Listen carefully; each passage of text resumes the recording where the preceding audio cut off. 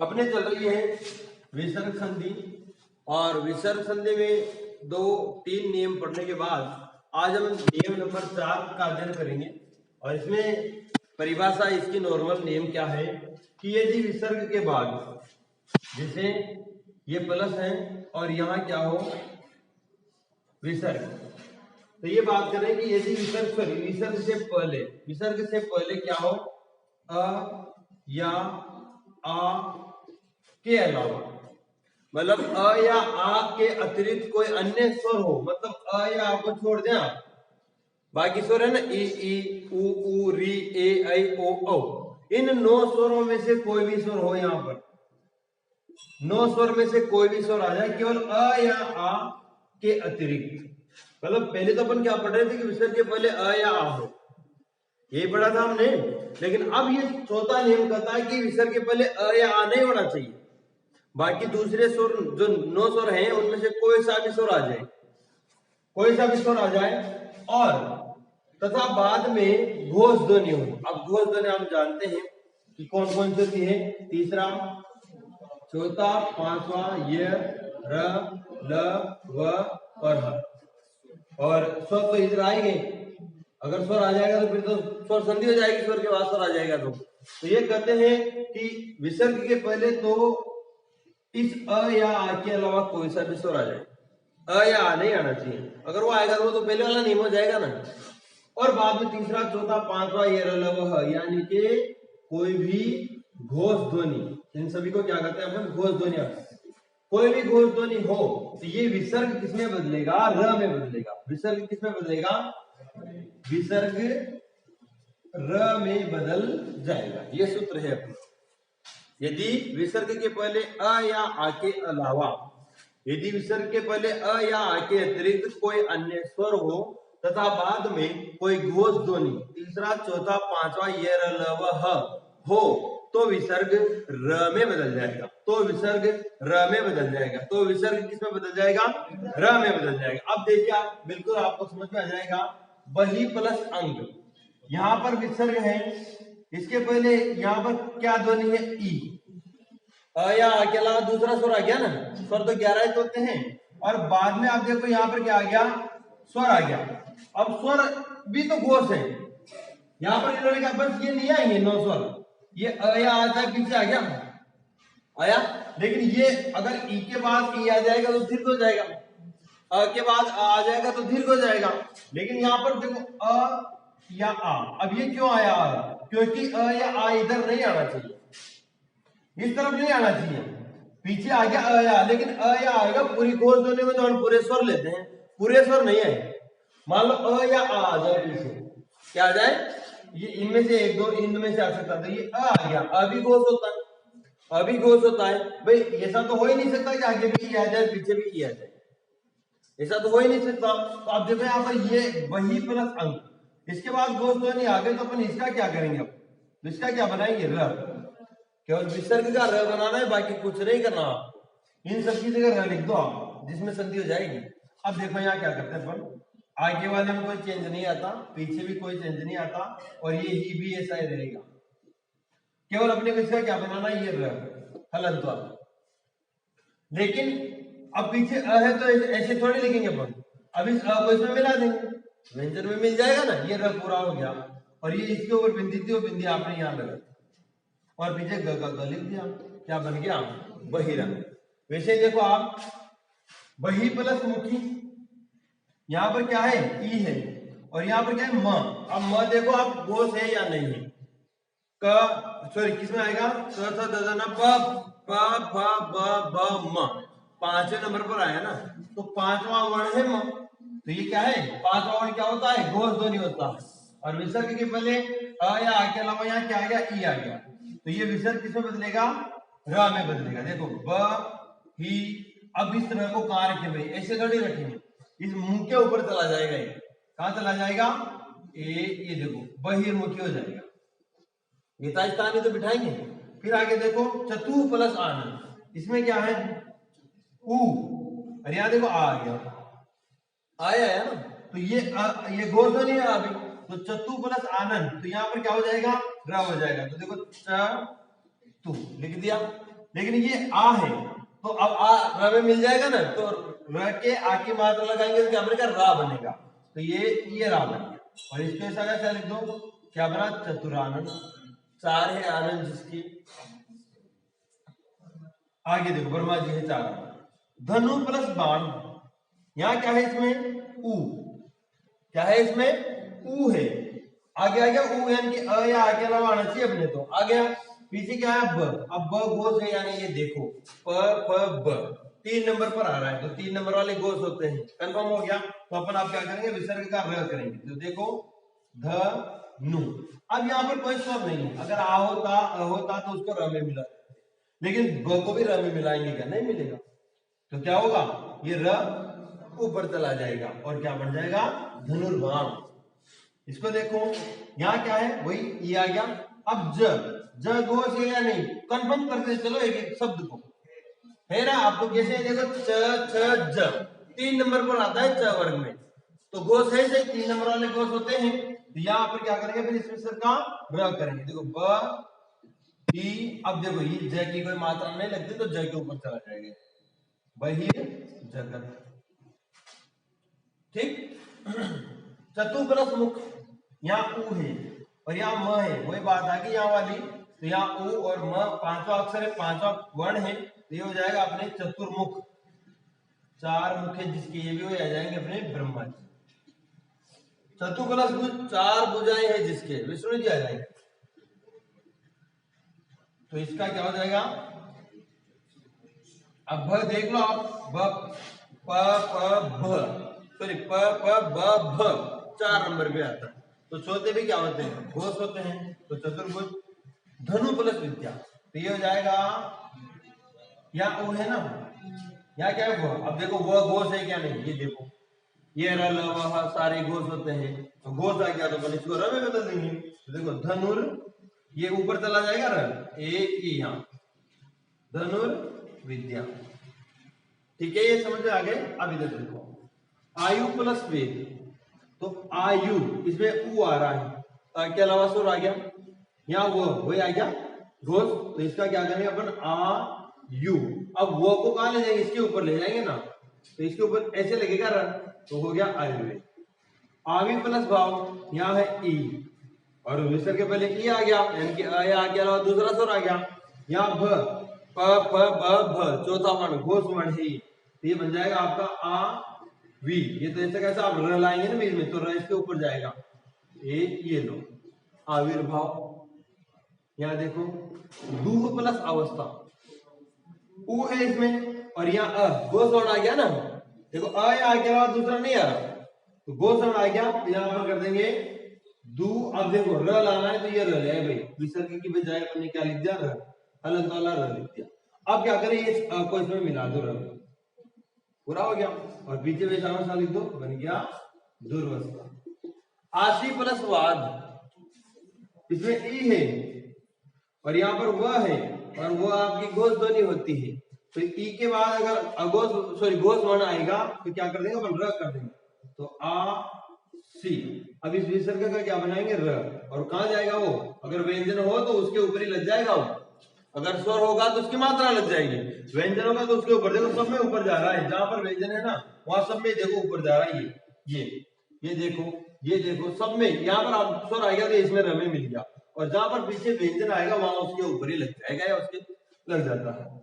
यजु plus वेद, यहाँ ऊ है, यहाँ वह है, वह सबको पता है, वह ज्यादा आ रहा है। देखो क्या बन जाएगा, ये जू। अब र को कहा लेंगे, वे के ऊपर, तो ये दुर्वेद। ठीक। नी प्लस अवलंब, अब वापस स्वर आ गया, तो इस ये र में मिल जाएगा, तो बनेगा अपने नी र, नीरव लंब। अब ये डायरेक्ट आप बना सकते हो, दो प्लस अभिसंधि, तो यह भी र में मिल जाएगा, तो दुर्भी संधि हो जाएगा, दुर्भी संधि। ये आगे समझ लो, ये नियम है अपने कि यदि विसर्ग के पहले अ या आ के अलावा कोई दूसरा स्वर हो और बाद में कोई घोष ध्वनि हो, ये तीसरा चौथा पांचवा ये हो, तो विसर्ग र में बदल जाएगा। सब में र में बदल रहा है, ये देखो ये सब में र आ गया। ये जहां स्वर होगा तो स्वर किसमें मिल जाएगा पीछे, और व्यंजन होगा तो व्यंजन के ऊपर लग जाएगा। ये देखिए सब में ऊपर लग रहा है। ये यहाँ देखिए व्यंजन वाले में, ये व्यंजन वाले में सब में ऊपर। अब यहाँ व्यंजन नहीं है, पीछे स्वर था तो ये पूरा हो जाता है। और यहाँ व्यंजन है, ये ऊपर चला गया, यहाँ भी व्यंजन है, ऊपर चला गया, यहाँ स्वर है तो इसी में मिल गया, और यहाँ स्वर है तो यहाँ भी इसी में मिल गया। क्लियर? नियम नंबर 5 है अपने विसर्ग संधि का कि यदि विसर्ग के पहले क्या हो, ई अथवा उ। यदि यहाँ बनाते देखो ये विसर्ग है, इसके पहले क्या हो, ई अथवा ई हो, फिर ई अथवा उ हो। विसर्ग के पहले क्या हो, ई अथवा उ, और बाद में क प फ ट हो। यदि विसर्ग के पहले ई अथवा उ हो और बाद में क प फ ट हो तो विसर्ग किसमें बदल जाएगा, यहाँ देखो विसर्ग स में बदल जाएगा, तो विसर्ग इस श में बदल जाएगा। अब देखो आप इसको याद कर सकते हो एक ही मिनट में। यदि विसर्ग के पहले तो ई अथवा उ हो और बाद में आपके हाथ से कब फूट जाए, क्या फूट जाए आपके हाथ से, कब फट, कब फूट गया भाई, याद करने का बना देखिए, कब फट, आपके हाथ से क्या फूट गया, कब फूट गया, तो आप कर गए सही की ध्वनि आएगी ना आपके मुंह से, ये क्या हो गया। हाँ, तो आप ऐसे याद करना इसको कि यदि विसर्ग से पहले ई उ कर रहे हो आप और बाद में आपके हाथ से कब फूटे, ई उ करोगे तो कब फूटेगा, आपका ध्यान तो ई उ करने में लगा देगा।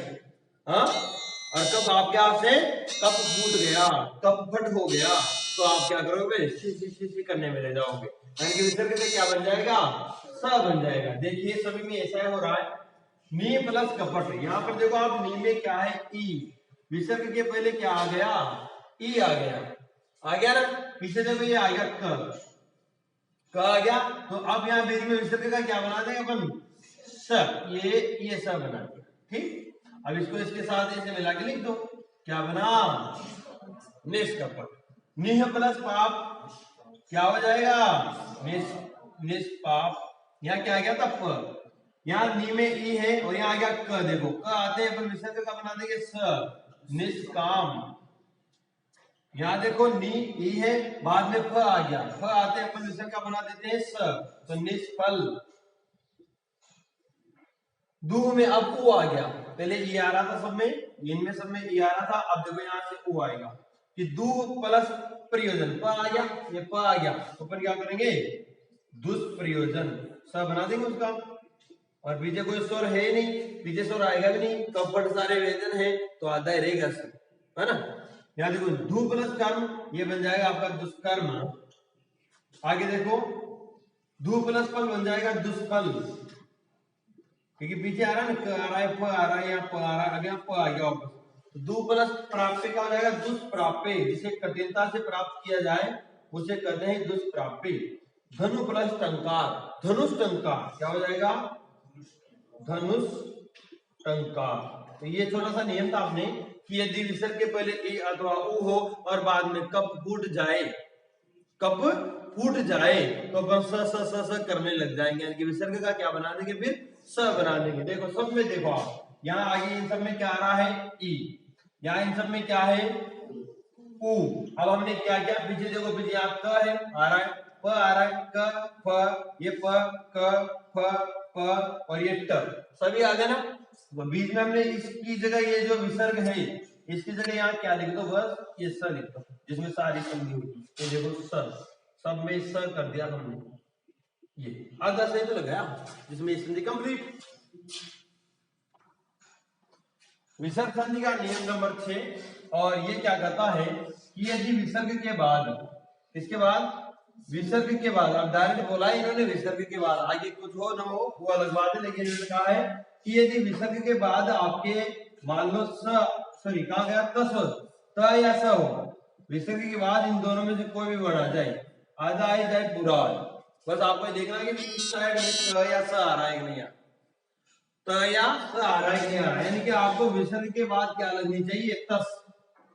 तस यानी कि प्यास लग जाती है ना अपने को, कि विसर्ग के बाद अगर आपको तस लगेगी तो क्या करोगे आप, विसर्ग का स बना दोगे, विसर्ग का क्या बना दोगे, स। अलग लगाओ है, देखो आधा ही बनेगा, तो यदि विसर्ग के बाद तस लगती है, प्यास लगती है, तो अपन उसका क्या बना देते हैं, स बना देते हैं। तो यहाँ से देखो, देखें नी प्लस ते, सब में देखो एक बात, तो यहाँ नी में क्या है, टी है, इसको देखना नहीं है अपने को। यहाँ क्या है, विसर्ग। आप तो ध्यान रखो, विसर्ग के बाद वैसे आएगा ना, आगे देखो, या कोई ना कोई स्वर ही आएगा, इनमें सब में स्वर आएगा कोई ना कोई। तो यहाँ देखो नी प्लस ते, तो इसका क्या कर देंगे अपन, सॉरी नी प्लस ते का क्या कर देंगे अपन, आधा स ले आओ बीच में और निस्तेज बना दो, बस सब में स ले आओ आधा। पीछे ये देख लो केवल त या स है या नहीं। यहाँ देखो दू प्लस तर क्या बन जाएगा, दुस्तर। नी प्लस संकोच, अब निस, फिर ये स भी पूरा आएगा, निसंकोच। फिर देखो दू प्लस साहस, दुस्साहस। फिर इसका हो जाएगा तप प्लस स्थली, तपस्थली, ये तपस। फिर आधा स दो बार आएगा इसमें, ये तो है सही, आधा और जुड़ेगा, तपस स्थली। अंत प्लस सलीला, अंतस सलीला, अंतस सलीला। आगे देखो निह प्लस तारण, निस्तारण, निस्तारण। नी प्लस संतान, निस्संतान, निस, ये सब पूरा आ जाएगा, निस्संतान। नी प्लस सीम, निस्सीम, ये निस्सीम हो गया। आगे देखो मना प्लस ताप, मनस्ताप, मनस्ताप। पुनः प्लस स्मरण, पुनः स्मरण, दो बार आएगा, याद आता सर, क्योंकि ये भी यही रहेगा। नी प्लस स्वार्थ, निस्वार्थ, ये निस्वार्थ आ गया सब में। टोटल सिंपल सा नियम है। देखो यदि विसर्ग के बाद आपको अगर प्यास लगे, विसर्ग के बाद क्या हो, तस हो, तो हमें कुछ नहीं करना, विसर्ग का क्या बना देना है, सा बना देना है। सब में देखो आप, यहाँ विसर्ग है, यहाँ विसर्ग, विसर्ग विसर्ग संधि में विसर्ग तो आएगा ही सही, और लगभग इनमें सब में क्या आ रहा है, या तो ई आ रहा है या उ आ रहा है या फिर अ आ रहा है, यानी कि दो तीन ही स्वर आ रहे हैं इनमें। पीछे आप देखो यहाँ त है, त स स स स क स स, यहाँ देखो त, यहाँ स और यहाँ स, यानी कि तस, त या स आ रहा है पीछे, तो हमने क्या कर दिया बीच में देखो स स स स, सब में आधा सा लगा दिया हमने, ये देखो सब में स कर दिया। तो ये कौन सा नियम हुआ आपका, नियम नंबर 6। यदि विसर्ग के बाद तस लगेगी तो हम क्या कर देंगे, विसर्ग का भी स ही कर देंगे। अब अगला नियम लिखेंगे अपन, विसर्ग संधि का नियम नंबर 7। ये क्या कहता है कि यदि विसर्ग के बाद में, जैसे ये इधर विसर्ग हो और उसके बाद में क्या हो, च, स या स, इन तीनों में से कोई भी वर्ण आ जाए, विसर्ग के बाद में च छ स, च छ स, तो ये स बन जाएगा, इसी में मिला हुआ ये। तो यदि विसर्ग के बाद च छ स में से कोई वर्ण आता है तो विसर्ग स में बदल जाता है। ठीक है, तो आप इनमें एक बात देखिए, इधर सब में विसर्ग विसर्ग संधि के नियम है, सारे उदाहरण है, और इधर देखो आप च च च च च च स और च, सब में ज्यादातर च के उदाहरण मिलेंगे आपको, और एक आध स का मिल गया। तो यहाँ पे क्या हो जाएगा आपको, जो मन प्लस चिकित्सा, कुछ भी नहीं करना, केवल इस विसर्ग का आपको ये स बनाना है और आधा बनेगा ये।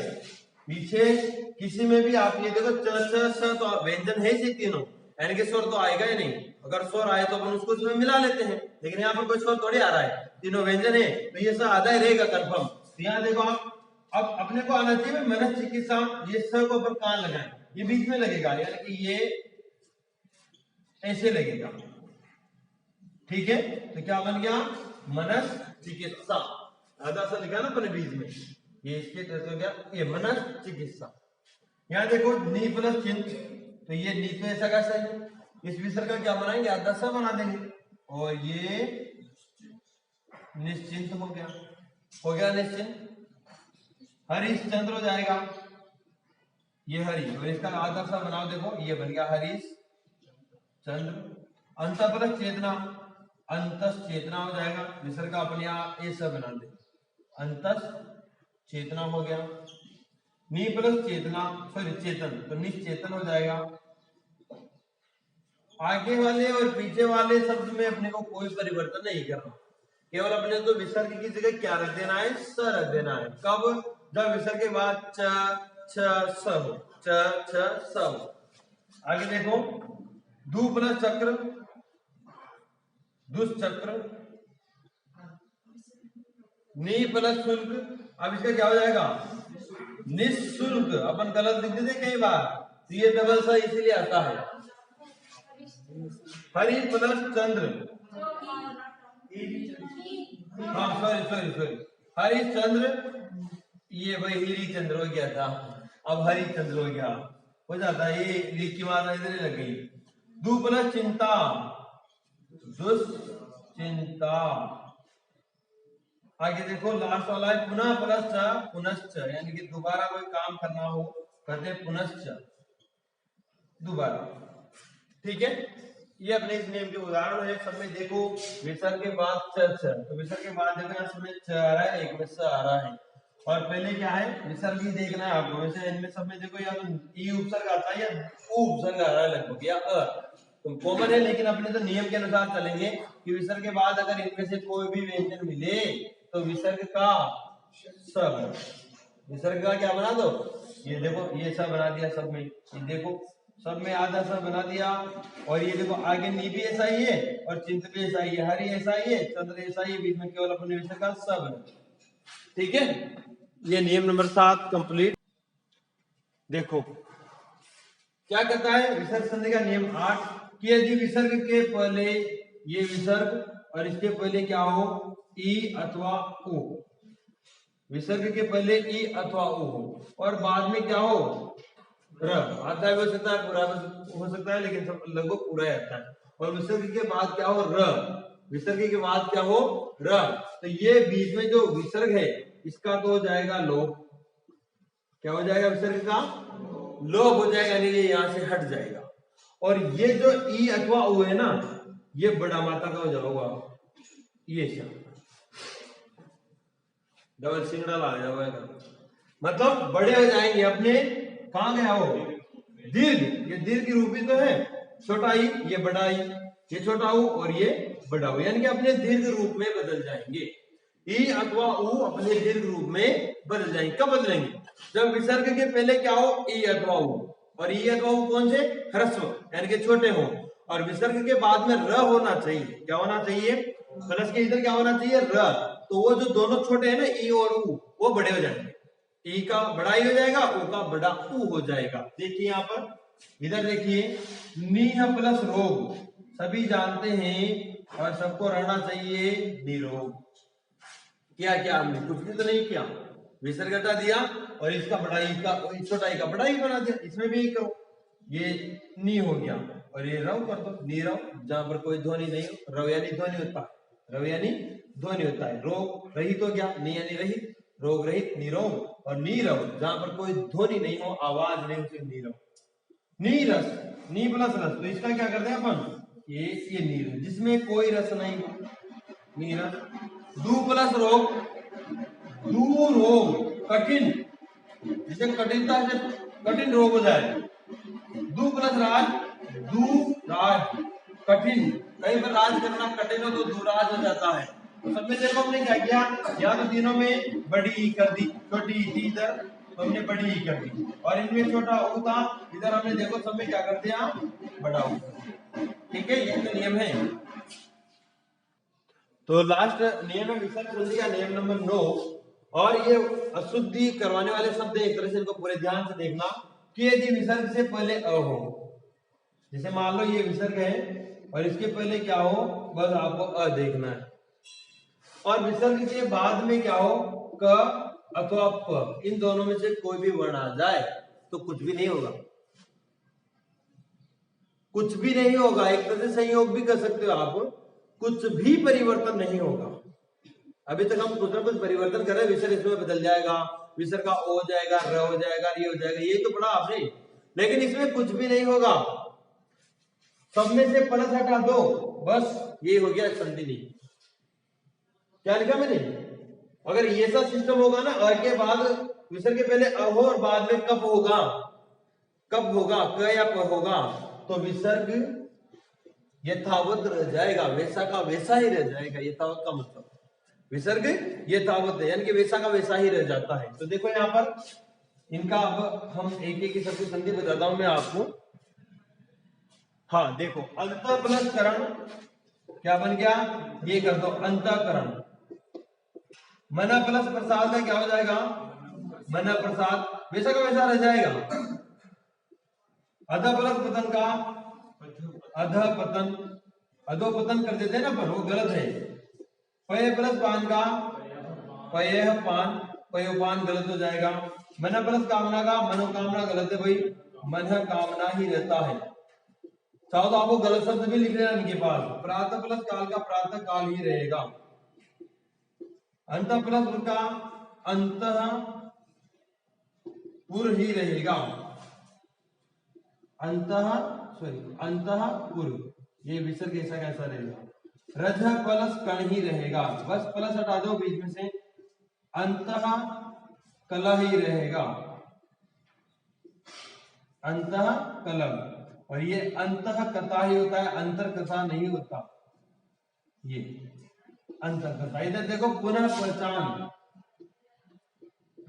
पुनः पहचान, पुनः कथन, पुनः पाठ, पुनर्पाठ गलत होगा, कर देते ना अपन, ये पुनर्पाठ ये गलत होगा, ठीक है। तो सब में ये पुनर्पाठ गलत होगा, इसका अंतरकरण गलत होगा, इसका मनोप्रसाद कर देते हैं वो गलत होगा, ओ की मात्रा नहीं आएगी, शब्द ये शब्द रूप लिखना।